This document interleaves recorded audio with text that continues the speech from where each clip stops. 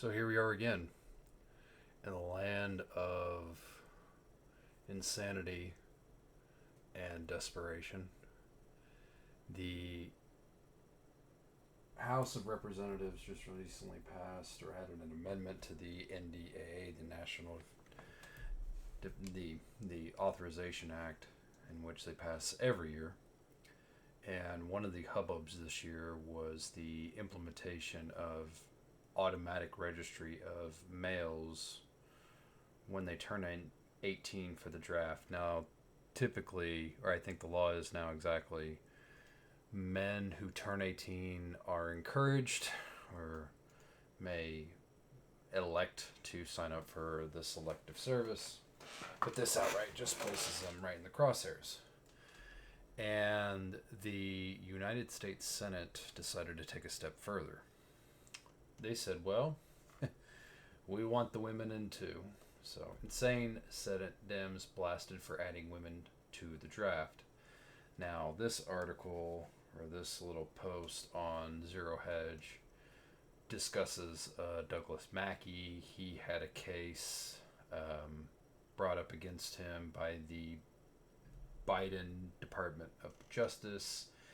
They were charging him essentially with participating in a voter disinformation campaign. He was eventually convicted by a jury in the Eastern District of New York in front of an Obama judge.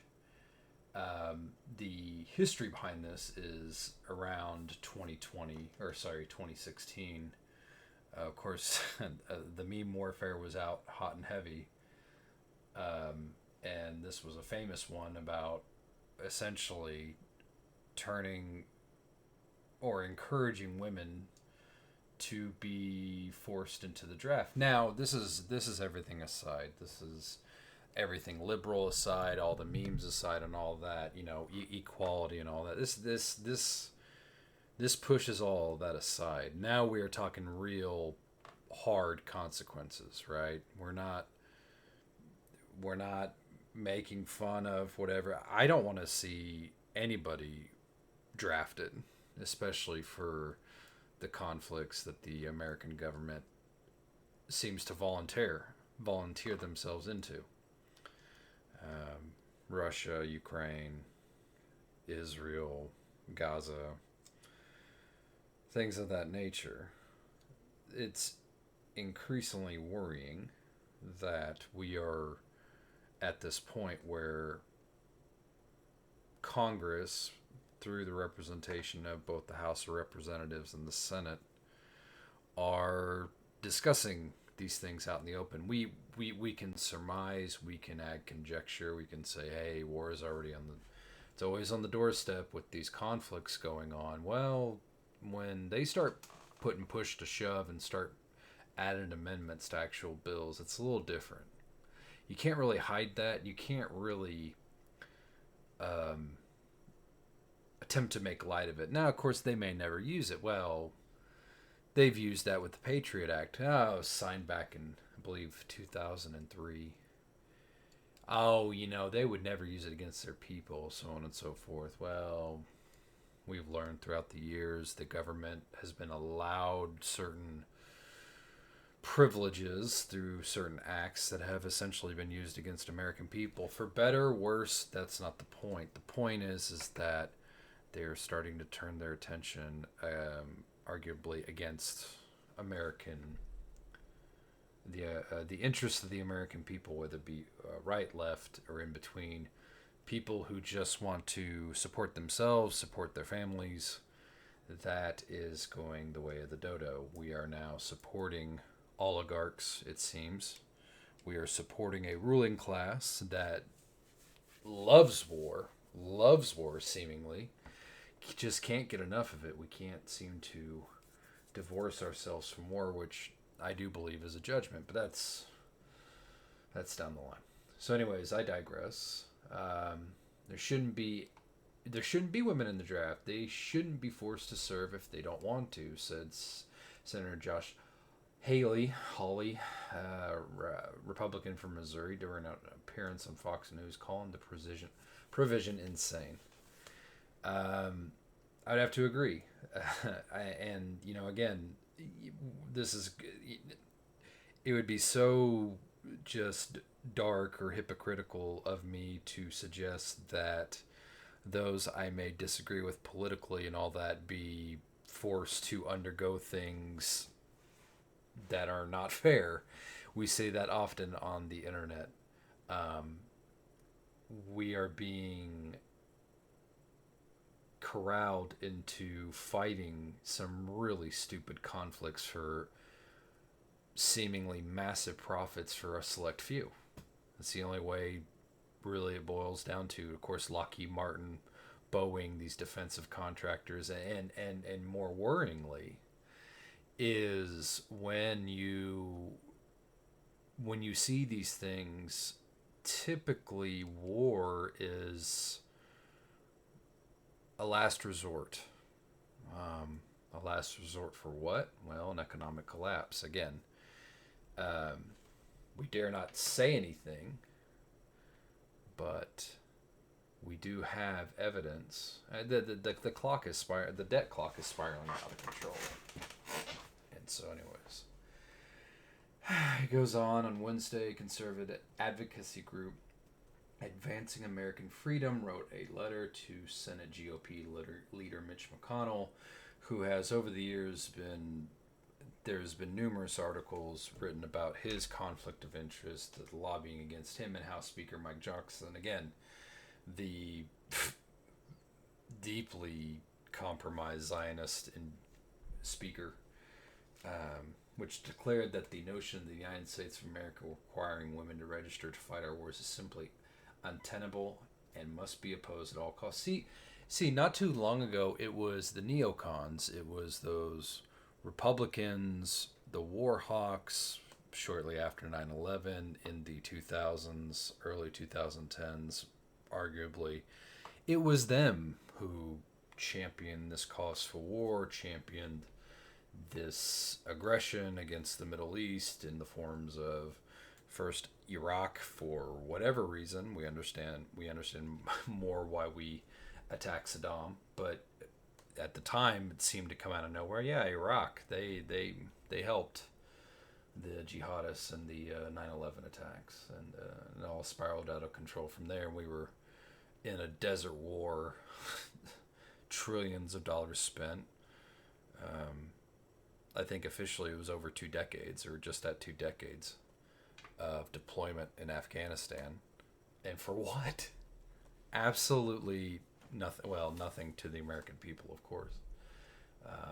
But there's special interests that got uh, made out like bandits. Except McConnell wants more meat for the grinder. Senate Republicans are already raising doubts about whether Senate Majority Leader Chuck Schumer will even bring the bill to the floor anytime soon, given the dwindling number of days in the legislative calendar before the election. We'll see if they really want to shoehorn this thing in and do it, say, on a holiday. July 4th is on a Thursday. Maybe they can shoehorn this in on July 5th. Maybe they just do it July 4th. The American legislative branch has been known to do that. Shoehorn in bills where everybody else is either sleeping, taking time off, or during a holiday. So I wouldn't put it past them. It's not like World War II where we need a lot of infantry. We need cyber experts. We need intelligence analysis, linguists, etc. What they need is to continue debt. I'll get to that later, but the amount of debt that America is creating through their national debt and through interest is, there's no possible way we can pay it back. But the one thing we can keep doing is keep adding to the debt. And unfortunately for you and me, for us common folk, that means more inflation. And more than likely, the wage is not keeping up with that inflation, so we just keep drowning in a decreased purchasing power of the dollar, unfortunately. And this is Sam Brown. He was a veteran, and he speaks about the not so sexy, to use a secular term, the not so sexy side of war. So war is glamorized by those who push it the most. For example, well, women love a military man. Well, there's just awful statistics about deployment, people getting married, people getting divorced rather quickly. So it's all this dark. You don't have to peel away too many layers of the onion before you get to the really nasty bits of war. And unfortunately, those who champion it the most are they have the money, they have the influence, they have the advertising power, and unfortunately, that's what it's at. But I thought this was important to share. I'm just astounded. I apologize. So I do want to take a moment to say thank you all for your support. I've had a lot of life happen, a lot of things happen. I plan on just getting back into videos. There's a lot of stuff I want to talk about.